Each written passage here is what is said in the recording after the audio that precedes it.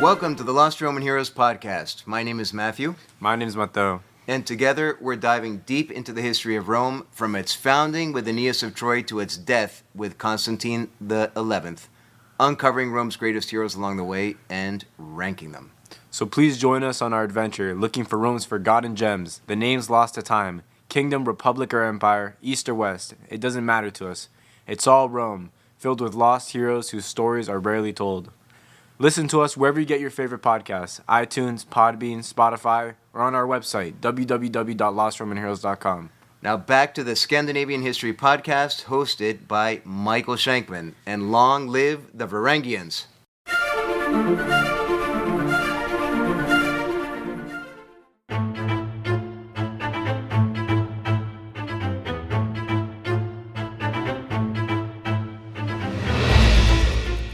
Hi again. Welcome back to the Scandinavian History Podcast with me, Michael Shankman.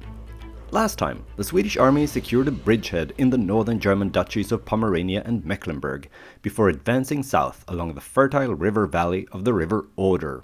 King Gustavus Adolphus was eager to fight the imperial enemy wherever he ran into them, but he also sacked the mostly Protestant city of Frankfurt on the Oder.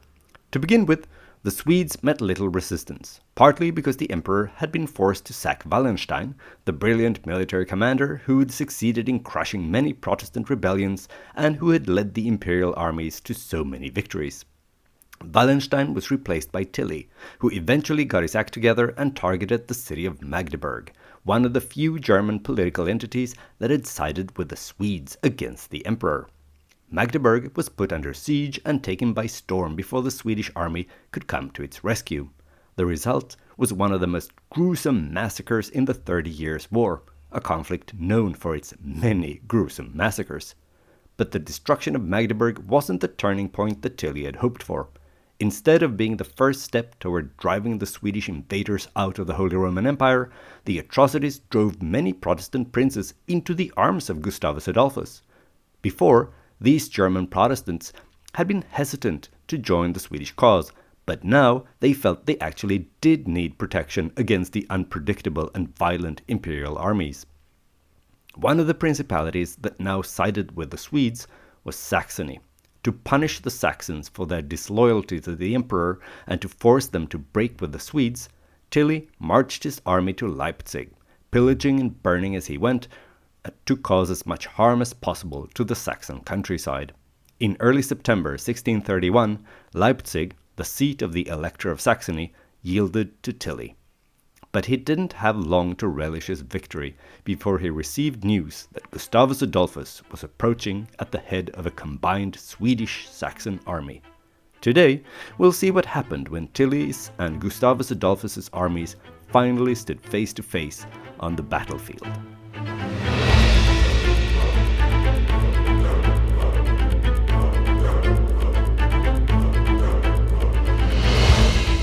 Episode 88, Breitenfeld.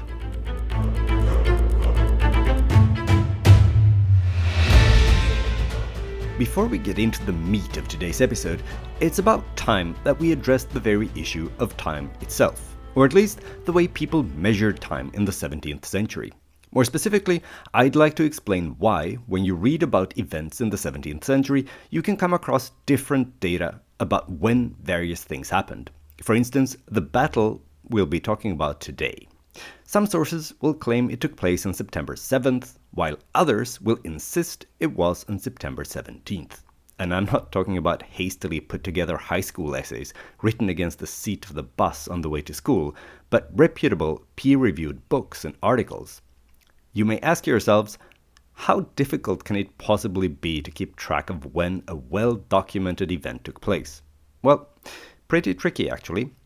The reason is that in the 17th century, Europe was in the middle of changing its calendar. For ages, the Europeans had been using the Julian calendar, introduced in ancient Rome. But by now, after more than a millennium and a half, it had become evident that the Julian calendar wasn't as exact as people had once thought.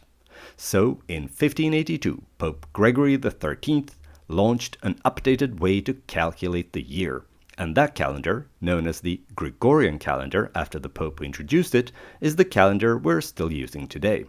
It was clear to everyone that the Gregorian calendar was an improvement, but it had one serious drawback as far as the Scandinavians were concerned. It was calculated by Catholics, and even named after a pope. That was obviously a non-starter for the fiercely Protestant Scandinavia, so the Danes and the Swedes, and therefore by extension also the Norwegians, Icelanders and Finns, insisted on sticking to the old Julian calendar. Apparently, they didn't care that the Julius after whom the old calendar was named was none other than the non-Christian Julius Caesar. To them, a pagan was preferable to a papist. The Danes finally relented and adopted the Gregorian calendar in the year 1700. But the Swedes were even more stubborn. There, the Gregorian calendar wasn't introduced until 1753, and to avoid giving even the most oblique credit to a pope, the calendar was renamed the New Style in Sweden. Anyway, now let's get back to the preparations for battle, sometime in the first half of September 1631. We left off last time with the city of Leipzig, the seat of the Elector of Saxony, caving to imperial threats, and Tilly and his army started to prepare for a siege. Perhaps remembering the grim fate of Magdeburg, the city surrendered and was occupied by imperial troops. But soon after the surrender, news reached Leipzig that the combined Swedish and Saxon army was approaching from the north.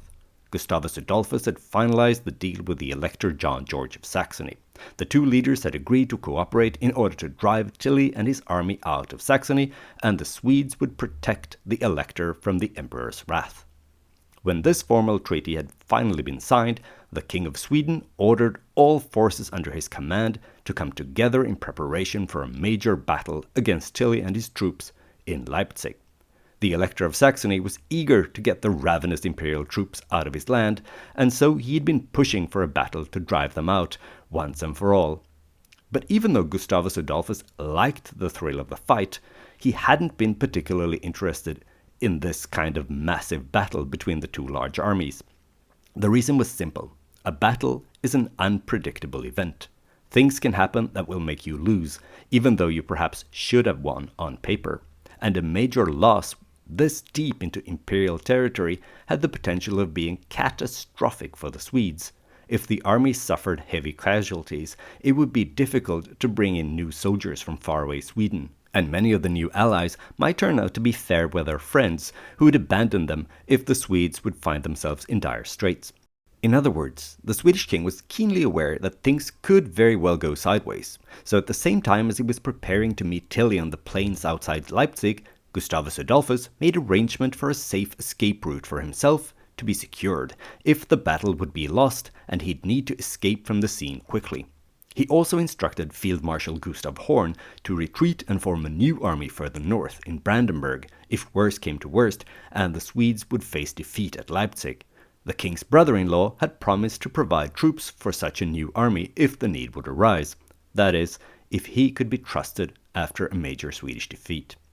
Knowing how much was at stake, the King of Sweden got together with the Elector of Saxony on September 15th. On a field north of Leipzig, they inspected the Saxon army, consisting of some 16,000 to 20,000 men. All those strapping newly recruited mercenaries in impeccable uniforms and with well-polished weapons made the appropriate favorable impression. The king and the Elector then went on to the Swedish camp to inspect the king's army as well. As we saw last week, the Swedish soldiers were far less strapping, and their weapons were far less shiny. They didn't even have uniforms, only twigs stuck in their hats or their well-worn clothing to indicate that they were fighting on the same side. By the way, in order to avoid irate missives from listeners, let me just point out that even though I speak of the Swedish army, it also consisted of contingents of soldiers from other places, most notably the Netherlands and Scotland. But for the sake of brevity, I will continue to refer to it as the Swedish army throughout. Anyway, after the inspection of the troops, the king and the Elector sat down to talk strategy. After discussing a few different options, they decided to bring the battle to Tilly, and the sooner the better. The following day, the two armies continued south toward Leipzig and the waiting Tilly. They marched all through September 16th, and the next morning, on the 17th, They arranged themselves in battle formation and marched the last hour or so until they made contact with the first Imperial soldiers on a field some 10 kilometers north of Leipzig, not far from the village of Breitenfeld. The combined Swedish-Saxon force was arranged according to the new military principles that the Swedes had adopted during their years of fighting in Poland, and that we spoke about last time. At the beginning of the battle, the center and the right flank consisted of Swedish soldiers, while the left flank was made up by the Saxon troops. At the other end of the field, the formidable and undefeated Imperial army under Tilly's command was arranged very much in the traditional fashion. Its infantry stood in the so-called Spanish squares, the tercios, 30 ranks deep. In contrast to the flexible and quick Swedish formation, one of those squares moved slowly. But once it was set in motion, on the other hand, it was all but impossible to stop it. Around noon, a trumpeter approached the Imperial army from the Swedish side. It was all part of the highly choreographed way wars were fought at the time. This herald officially challenged the Imperial army to battle before he rode back to the Swedish lines. Now the battle could begin. The first stage of any battle was an exchange of artillery fire meant to soften the enemy and to weaken his resolve, undermining his morale at the beginning of the fighting. The Imperial artillery was heavy, and it was well placed on a ridge in front of the Swedes. This warm September day, the barrage of the artillery lasted for 2 hours. During this time, the Swedish infantry just stood still, ready and waiting to be sent into battle. But at this stage of the fighting, there was little they could do, more than just observe with horror as volley after volley of cannonballs were shot at them. I have to admit that I struggle to imagine the discipline it would take to stand firm and not just run as these projectiles are shot at you, but they did. And as the cannonballs tore gashes through the lines, the men left standing just tightened the formation to fill in all the gaps. The Imperial cannons caused damage in the Swedish line, that's for sure, but the Swedes also had artillery, and the new modern cannons proved their worth. First of all, they could fire somewhere between 3 and 5 shots in the time the Imperial artillery needed to shoot a single volley. In addition, the Swedish cannons weren't concentrated in one formation, like Tilly's on the ridge. Instead, in addition to the main battery, each colonel had 4 cannons each, which they could use as they saw fit, and even move as the battle progressed. The Imperial artillery, on the other hand, would stand where it was placed at the beginning of the battle, no matter what happened after the first shot had been fired. Field Marshal Lennart Torstensson commanded the Swedish artillery, and thanks to the relatively rapid fire of the Swedish guns, their ability to move and change its aim, and the high concentration of densely packed soldiers in the Spanish squares on the Imperial side, Torstensson managed to cause heavy casualties to Tilly's army. Some 2,000 Imperial soldiers lay dead on the field before the infantry was even set in motion. To begin with, Tilly was hesitant to get his army moving. He didn't want to abandon the high ground, and he knew that the Swedes would struggle to attack up the ridge. In addition, the field between the two sides was soon covered in dust and heavy smoke from all the cannons. The wind blew all this smoke in the face of the Swedes, which suited Tilly just fine. It was when Gustavus Adolphus started to regroup his army to get out of the wind that things started to happen. Pappenheim, leading the Imperial cavalry, saw what he perceived as a weakness. Without waiting for instructions from Tilly, he ordered his cavalry to attack the Swedes as they were busy repositioning themselves. But the attack failed because the Swedish musketeers managed to disrupt the cavalry charge. But even though he'd been driven back once, Pappenheim wasn't ready to admit defeat. Instead, he attacked again. And again. And again. The Imperial cavalry charged at the Swedish line no fewer than 7 times, but were driven back each time.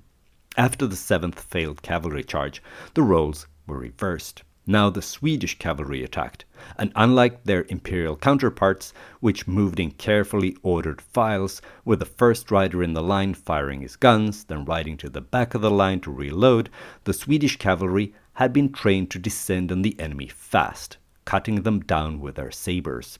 The unexpected speed and force in the attack threw Pappenheim's unit. The Imperial cavalry was routed and fled the battlefield in disorder. They ran and didn't stop until they had reached Halle, some 25 kilometers to the northwest. Tilly had held back the infantry during Pappenheim's attack. Maybe it was part of a pre-approved plan, or maybe he was trying to figure out what Pappenheim was actually doing and had to adapt his tactics to an unforeseen development. Either way, he eventually did send the infantry to attack the flank manned by the Saxons. In the face of the Imperial tercios, the Elector's troops lost their nerve, turned around and fled, despite all their shining armor, fancy uniforms and polished weapons. They left anything they couldn't carry on the battlefield, including the Saxon artillery.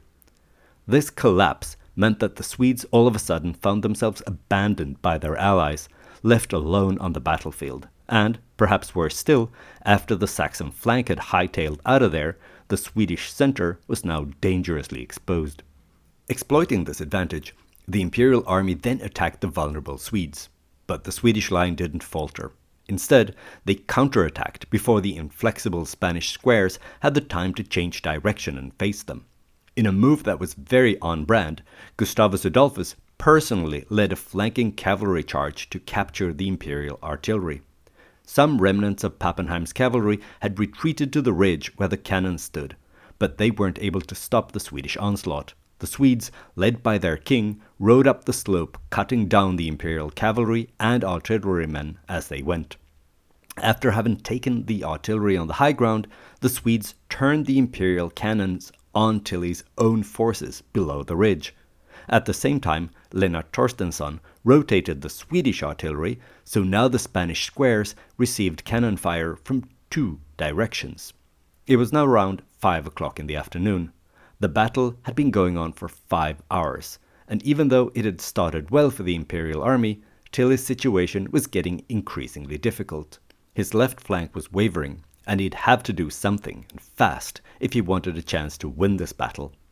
But at the moment, another devastating Swedish cavalry charge, once again led by the king personally, came crashing into the widening gap between the Imperial centre and the left flank. Tilly's remaining cavalry was driven back into the Imperial infantry, causing chaos and confusion within the tightly packed formations. Before the squares had a chance to regroup, the Swedish infantry was on the move. They managed to recapture the artillery that the fleeing Saxons had abandoned on the battlefield, and even worse from Tilly's perspective, they cut off the line of retreat for the now all but defeated Imperial army. Tilly's men were now trapped on the battlefield, exposed to artillery fire from all sides. Sometime after 6 o'clock in the evening, the Swedes delivered their final blow, attacking the remaining Imperial troops. Under heavy fire, the Imperial formations melted away. When the battle was over, Tilly's army was basically gone. 7,600 men had fallen and 6,000 were taken prisoner by the Swedes. That meant that approximately 80% of the Imperial soldiers caught on the field were either killed or captured that afternoon. Those are some staggering numbers. All in all, Tilly lost almost 2/3 of his army during the battle and its aftermath. At least half a dozen generals and colonels were counted among those who had either been killed or captured. Tilly himself was wounded by bullets no fewer than 3 times, both in the neck and in the chest. His armor had saved his life, but he was then attacked by a Saxon officer who tried to capture the Imperial commander.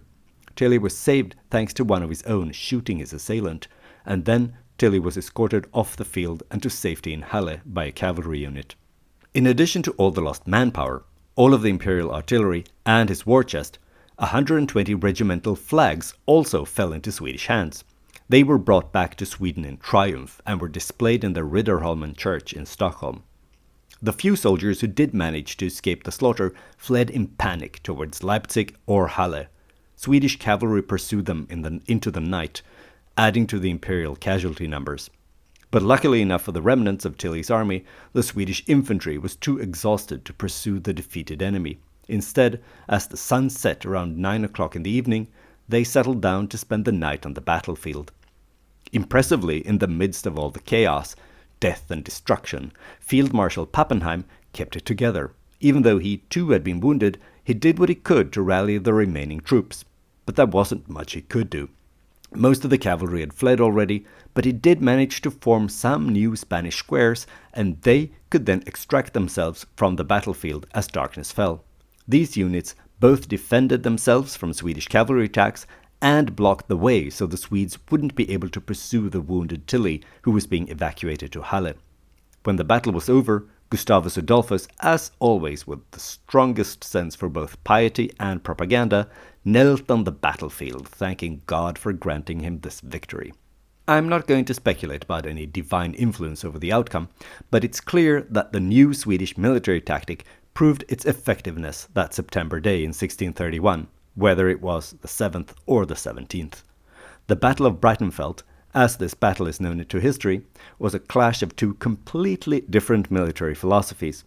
The Swedes operated with soldiers in formations only 6 ranks deep, but all 6 were active at the same time, meaning that the Swedes actually had both longer lines and greater firepower at any given moment. The Swedish soldiers were also trained to fire their guns 3 times faster than the Imperial ones, only adding to their discrepancy. Thanks to its disciplined, flexible and fast-moving infantry units, the Swedes had exposed the weakness of the forceful but slow, ineffective and unwieldy Spanish squares employed by the Imperial army, and basically every other European army for the last 2 centuries.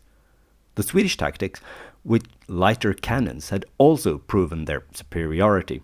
It was true that they weren't as powerful as the Imperial guns, but the ability to move the artillery pieces on the battlefield as the fighting developed had turned out to be very useful, enabling the Swedes to keep using the cannons throughout the battle, not only for the massive barrage at the beginning.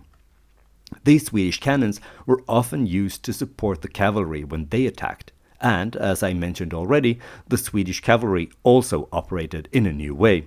They attacked en masse, at high speed, first firing their guns and then cutting down their enemies with their sabers. The Imperial cavalry, on the other hand, had attacked in the traditional manner, riding slowly in tight files, with the first man firing his guns, then turning and riding back to reload, letting the next man in line shoot his guns, etc., etc. This way of fighting, as elegantly and orderly as it was, had proven woefully inferior to the new Swedish tactic. And even though the losses on the field at Breitenfeld were devastating, they weren't the last ones. The day after the battle, as many as 3,000 Imperial soldiers surrendered to Saxon troops, who apparently were brave enough to at least chase after fleeing enemies. Many of the prisoners taken during or immediately after the battle then actually switched sides and were recruited to fill the gaps in the Swedish army. Approximately 5,000 additional Imperial soldiers who had fled or deserted and ended up isolated from other units in the countryside were killed by local peasants in the days following the battle. These countryfolk had watched the Imperial army systematically burning their fields and destroying their homes, and now it was payback time. The Swedes also lost soldiers, of course, approximately 2,100 infantrymen and almost 1,500 cavalrymen. The Saxon army lost somewhere between 2,000 and 3,000 men, mostly killed during the initial bombardment by Tilly's artillery, or while they were fleeing during that very first Imperial attack. But the Swedish and Saxon losses faded compared to the catastrophe that the Imperial side had suffered on this day.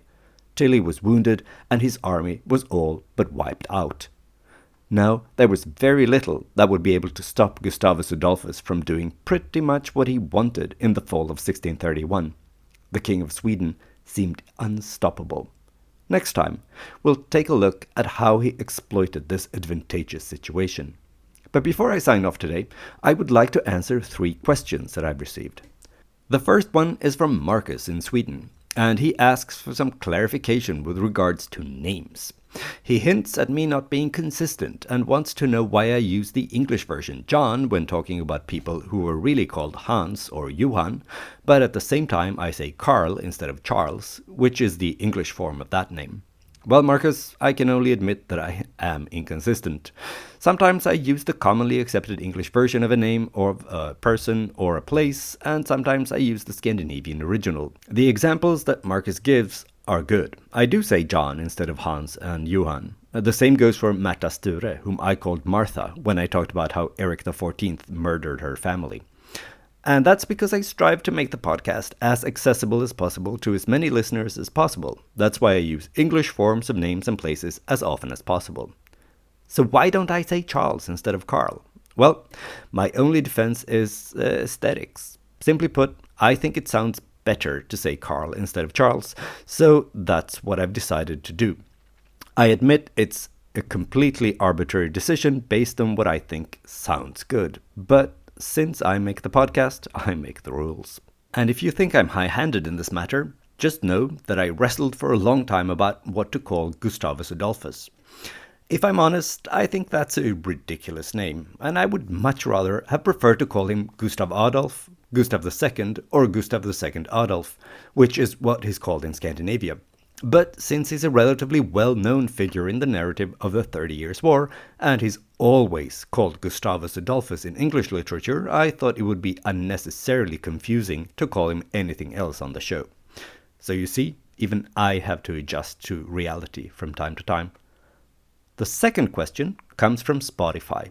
A listener there has left a comment asking why I keep saying that Denmark had a monopoly on demanding toll from ships going in and out of the Øresund Strait. Why couldn't Sweden demand payment? The answer to that is that up until this point in our history, both shores of the Øresund were in Danish hands, since Scania was still Danish back then. A little while back, I posted a map in the Scandinavian History Podcast Facebook group where you can see the border between Denmark and Sweden in the mid-17th century. I recommend checking it out, since there you can clearly see that what's today's southern Sweden was eastern Denmark back then. The third and last question for tonight comes from Ralph in Canada. Last time, I mentioned that approximately 20% of the funding for the Swedish war effort came from France, thanks to a deal struck in January 1631. Now Ralph wants to know where the rest of the money came from. Well, first of all, the king and the council expected, or at least hoped, that the war would eventually pay for itself. Or in other words, that the army would be able to plunder its way through the Holy Roman Empire, vacuuming up enough money and resources from the local population, either through forced contributions or plunder, to both supply the army and pay the soldiers. In the first year of fighting, that had not been the case, so they had been forced to divert other revenue streams to pay for it all. Beyond the regular sources of money, such as tolls, taxes and fees collected in Sweden, the war was also largely paid for by loans and by copper and tar from Sweden sold on the international market, as well as the selling of grain from Russia, which now passed through Swedish hands in the Baltic ports that the Swedes had captured in the war against Poland. Okay, I think that wraps it up for today. I hope you enjoyed this episode of the Scandinavian History Podcast. If you did, why not spread the word wherever you congregate with others who are also into Scandinavian history? Also, please consider leaving a stellar review, or at least 5 stars on Apple Podcast or Spotify. This is an excellent way to attract new listeners and to support the show. Another good way to support the show is to purchase some Scandinavian history-themed merch in the Scandinavian History Podcast webshop. I especially recommend something from the Odin's Lifehack collection. It's a line of merch with quotes from Havamal, accredited to the King of the Gods. You can get t-shirts, mugs, tote bags, and many other items with nuggets of Scandinavian wisdom, such as "Wake up early if you want another man's land or life," "Only fools hope to live forever by avoiding enemies," or "Speak useful words or be silent." Links to these amazing products and more can be found on the Scandinavian History Podcast Facebook page. If you haven't already, then please go to facebook.com/Scandinavian History Podcast. Like and follow the page if you want to shop, or if you just crave more content, at least vaguely related to Scandinavian history. Via the Facebook page, you can also send me questions or angry messages about things I've said or not said on the show. If you prefer the social media platform formerly known as Twitter, you can follow me and send me messages at Schenkman. That's SHAINKMAN. I look forward to hearing from you.